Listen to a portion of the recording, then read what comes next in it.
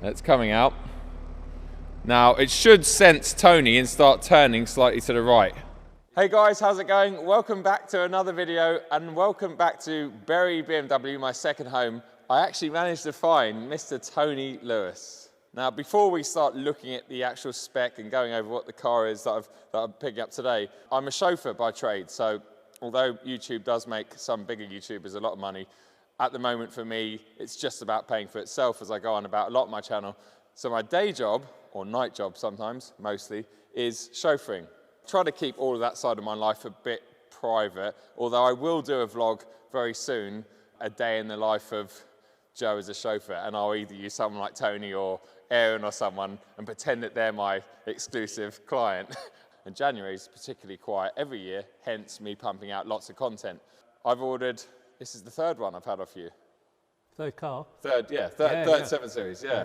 The last one I ordered, it was sort of at the end of the pre-grillgate, right? Grillgate, yeah. Grillgate, yeah. Totally can't say too much, but as we all know, when the new grills arrived, it was a bit like, oh. But over the past year or so, they have started to, I've acclimatized to them, and I do see more and more 7s out on the circuit and other chauffeurs with them, the new one. And as with everything, when you start seeing more and more of the new car, the old one starts to age a little bit.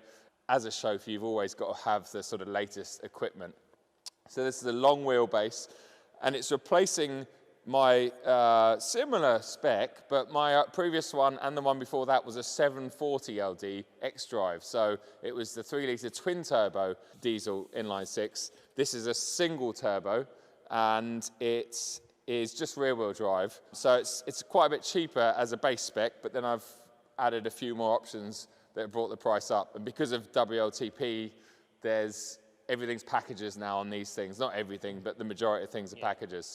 So in order to get this, I've had to buy 5 things or vice versa. Bottom line is, this is pretty much exactly how I wanted it. The Donington grey colour, I fell in love with that X3M competition. Although I thought that car was quite comical, one of the things I really, really loved about it was the colour. And I thought that Donington grey with black really contrasted well. And this looked great on the configurator. And I personally think it looks really, really good in real life. You might recognise this. Obviously, it's TRL Towers, but this is where we filmed the Green Machine, the Verde Hermes M340i. That's actually nearly done 100,000 views. So thank you very much, guys. But it still hasn't, no one's bought it yet. So it's a little bit expensive.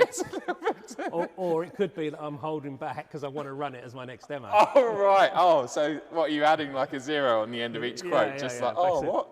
What's £1,500 no, sorry, that one's sold, sir. For those of you that don't know, 7 Series, although this is a 93-odd thousand pound car on the road, there's always big, I won't call them discounts, what do you call them? Contributions. Contributions is the word we use, yes. Dealer contributions. Big dealer contributions. Big contributions. Big, yeah, really like big. Maybe not that big, that's an exaggeration, isn't it? Right.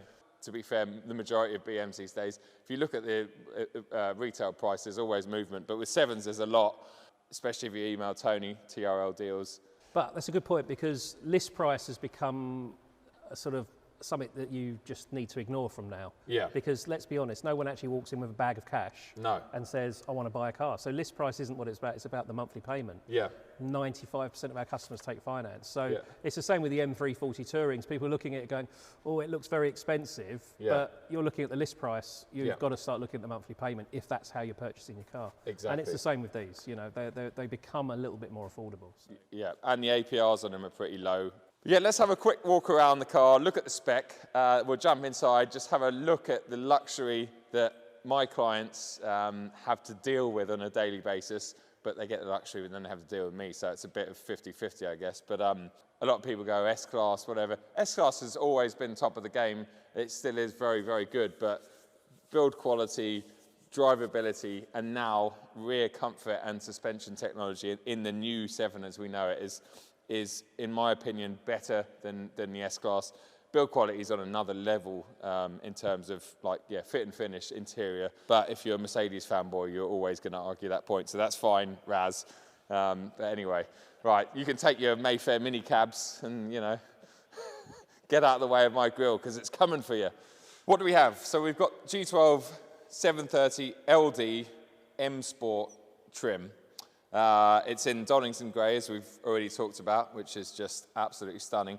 And inside we have ivory white with black lower, exclusive Napa leather. Absolutely stunning in there. In terms of the packs, it has the technology pack. So that is the Driving Assistant Professional, which essentially is the automated drive. So it lets you, it drives along the motorway or wherever you want, I think above 25 miles an hour. You can set the cruise control, and providing there's some decent lines on the road, it will pick them up and the car will literally drive itself. I advise never to leave it in its own hands because obviously it's not completely foolproof. But I tell you what, Steph and I discovered last year going down to Geneva in that 8 Series that if the road's lit well and there's not too much traffic, it is almost a completely faultless system. It's amazing. And it just takes so much stress off you on a long drive. On the M25 as well, when you've got start-stop traffic, it's really great because you can set it and it will literally come to a stop and then start rolling forward when the car in front moves. So you can really sort of de-stress. You just got to keep an eye on everything. It's a bit like autopilot on a plane. You've always got to keep your eye on things, but it takes a lot of the stress away. And they really work now. Early systems, not so much. Remote control parking. If you behave yourselves, I might just demonstrate that at the end. But basically, with a display key, you can control the car forward and backwards, and it will make tiny steering movements as well to fit in and out of a space. I've tried it in Paris with a 7 Series a couple of years ago, and it's brilliant. It does get you out of trouble very occasionally. Head-up display, a must-have for me, especially when I've got a client in the car that wants to go somewhere that I'm not too sure about, and I pretend that I know where I'm going, and I manage to get it into the nav of the car. It's showing me in the head-up display. And they think that I know London like a black cab driver. Reality is, I don't. I know West London really well, but obviously there's East London, no idea. So yeah, head-up display for that scenario is great, and everything else, I always go on about head-up display. I think it really is the future. It's fantastic. In fact, the new 8 Series, when you put it in track mode, everything else shuts down. You've just got a head-up display. And I wish, in fact, that you could do that in every car now that's got head-up display. I think at night, why is there not a button that you press, everything dies, and you just have head-up display? It's just how it should be. You don't need any distractions. Things like Teslas, you got like an iMac 27-inch screen staring at you like it's it's madness, absolutely madness. But anyway, no distractions. Technology package costs £3,595. That's a lot of money. But the next one's a lot more. The next one is the rear seat comfort package. That's £6,000. Now, in the past, you could sort of opt for a couple of things separately, but this time, the things that I wanted came with everything else as a package. So, rear comfort seats, we'll look at them in a second, basically mean that they go backwards. They're multiple adjustable seats, a bit like a really good front seat in a BMW 5 or 7. They're like that. They're really, really good, really comfortable. Heat comfort package, so front and rear seats are heated, as you'd kind of expect in a 7 Series. And I've got massage seats in the rear. Again, they're not just your standard massage seats. They've got loads of different settings and loads of different massagers and areas. You can set it to however you want it. So it's a real serious massage function. I've got the TV function plus. I don't know what the plus bit is. What happens? Have I got like, is it like normal? Free porn. I was just about to say terrestrial TV plus porn. And obviously underneath that is rear seat entertainment, BMW Professional. Again, that's just changed for the facelift. It's one of the major changes. To be fair, I've always had rear entertainment in my cars. How often do clients use that rear entertainment? Probably a handful of times in the 2 years I have the cars. So it's all touchscreen now. We'll have a look at that in a second. Then we've got the 20-inch upgraded wheels. So these are £1,200. In the past, with the old 7 Series, you'd never upgrade the wheels because the ride was not that good. But the new one, the ride is really good, and obviously then it just comes down to aesthetics. They look really nice with the colour of the paint as well. They do, don't they? They really contrast well. I've seen a few of these on the road in London, and I have to say, sometimes I'm like, oh, and other times I'm like, they're £1,200.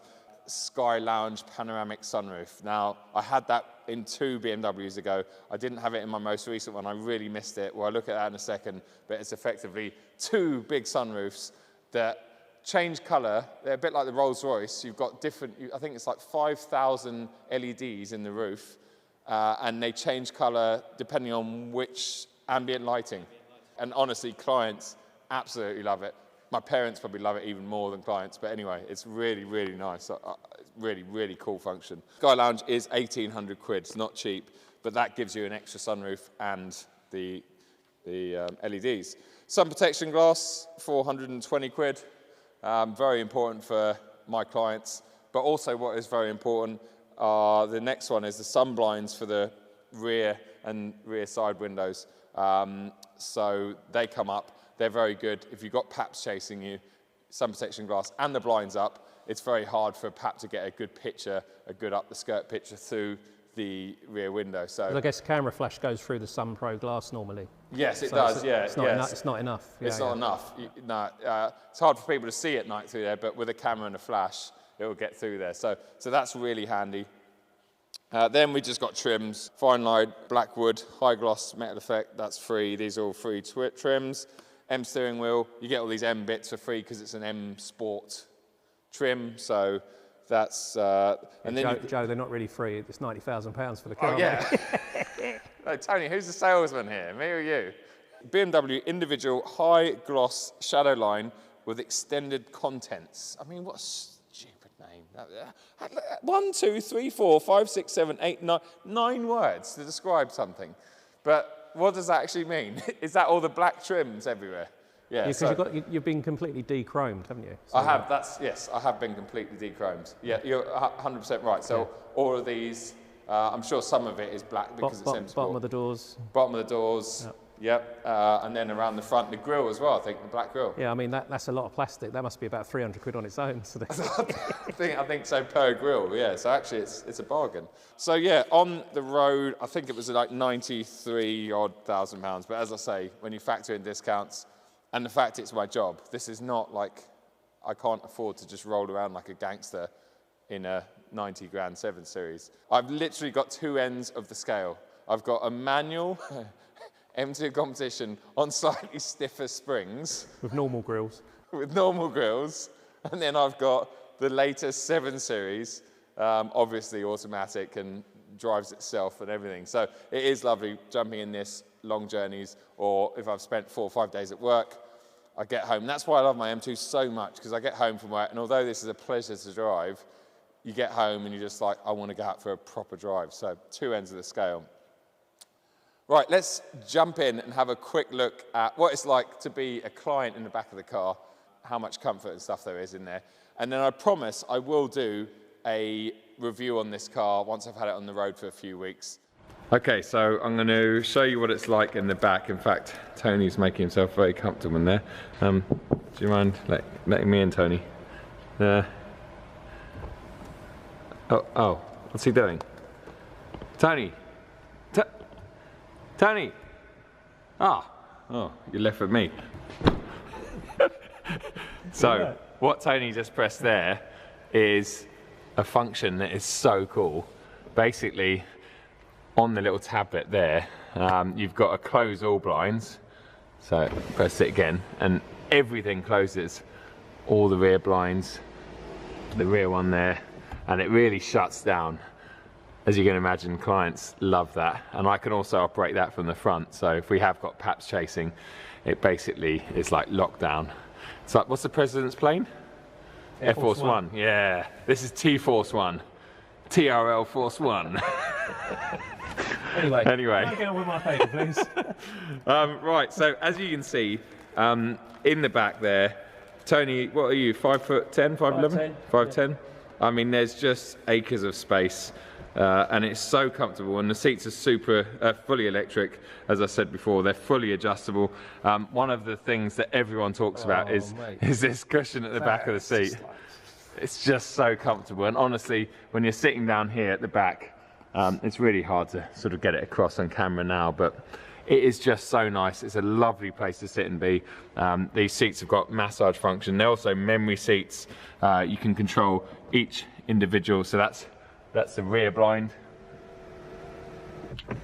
And then that's that side, so you can control both sides individually. There's just everything going on. Harman Kardon sound in here. I don't know if I'd mentioned that before. We've got, yeah, all the ambient lighting, so you can control that, or Tony can control that on the back from there. And that tablet easily pops out as well. As you can see, all the controls down there for the seats are just fantastic. And in fact, Tony can control the front passenger seat from there. So yeah, you can bring that back, or in most cases you'd push it forward if you had, you know, if you wanted more space. Thankfully, the person on that side can't control my seat, because that could fundamentally go, yeah, that could end in quite a big accident. These are like beauty lights as well. The ambient light at night is just outstanding, and in fact, we'll just have a look. If you look up at the roof now, hopefully the camera's just about picking up. Obviously, it's really, really bright in here, so you can only just about see.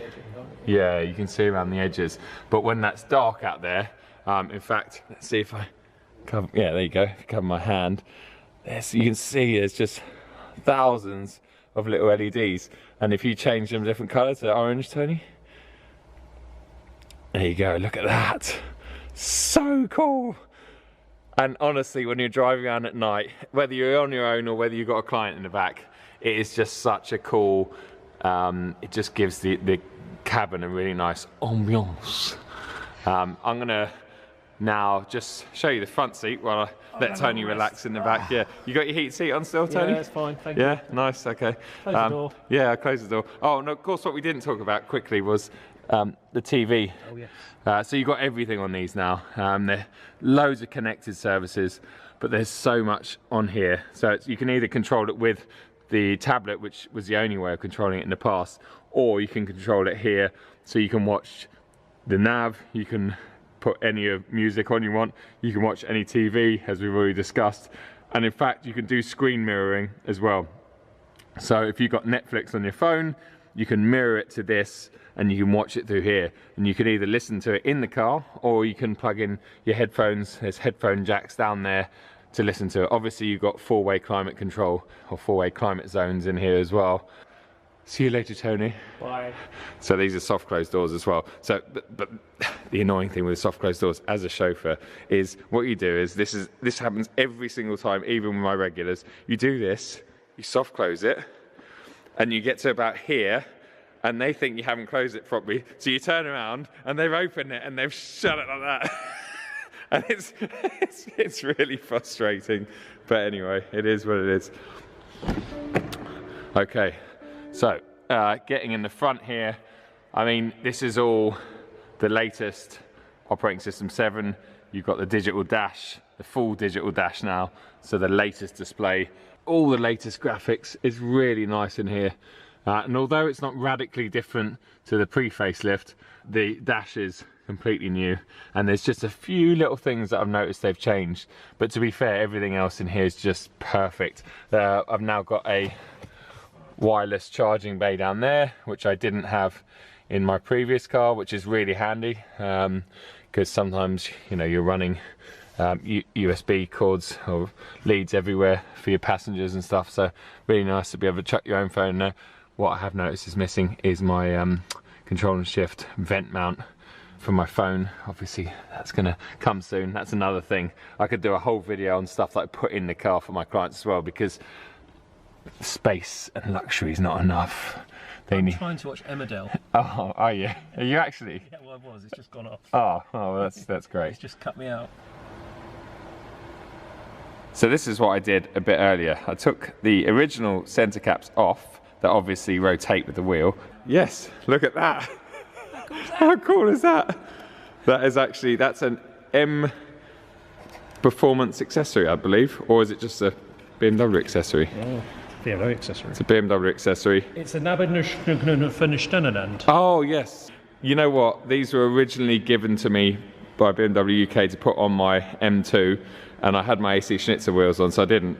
And I thought, a little bit gimmicky, but I thought, seeing as new 7 Series, these originally came from Rolls Royces. Yeah. I will mount it on upside down, just to be awkward.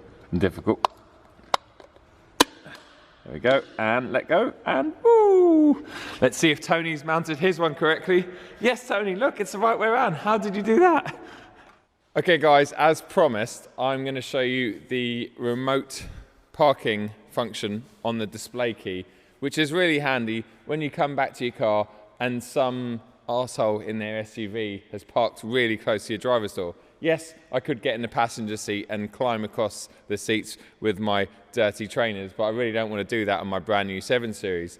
But also think of it as, I don't know, concrete pillars either side, or you've got a traditional, fairly old school, small garage at home that's very tight, and in fact, once the car's in, you can't get out of the car, or vice versa.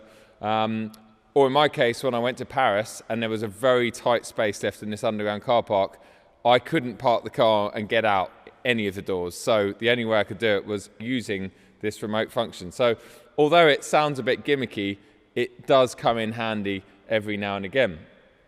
So in order to use it, I hold the side parking button on the key there, and it will come up with to start, engine start. So I press that button, 3, 2, 1, there you go. And yes, there's absolutely nobody in that car. Now, it's just given me a warning saying basically keep an eye out for your surroundings, because I am responsible for this car. Just because I'm not behind the wheel, I'm still responsible for it, so I'll try not to run over Tony. But just like you do when it self-parks itself, it uses all of its sensors and stuff to detect anything around it. So it shouldn't, in theory, hit anything, but you're still responsible, remember that. It's given me one option, which is to go forward, not to go back, because it's right against the wall at the moment. So let's go forward. So I'll hold my finger down there. It's coming out. Now it should sense Tony and start turning slightly to the right. It should, there we go. Look at that. So it will make small adjustments when it needs to. Now what I'll do is I'll just stop it there. And then if I let go of the key, it should give me an option to stop the engine. There you go. Even straighten the wheels. How good is that for your OCD? And, okay, let's reverse the function. I've just come back from work. Damn, my neighbours are parked so close. They left me no room to park the car. Okay, I'll just have to use my remote parking function. So, car is basically lined up. As we know, it will make small adjustments. Engine start, same thing. It will give me a warning to keep an eye out for my surroundings. Pressed OK. Now, obviously, it's saying I can go forward or back because there's nothing in front of it, but I'm going to go back. So I'm going to hold the key down, or hold the button down.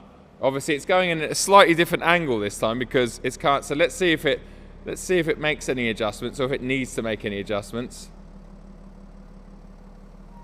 No, in fact, it's pretty happy with that. And there you go. I've kept my finger down on reversing, but it's come to a stop because it's right against that wall. So again, now I come off that, release that button, engine stop,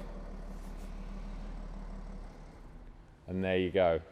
Really handy, really cool bit of kit, and would come in handy in scenarios that you really need it. On that note, I'm going to go off and get myself a takeaway pizza.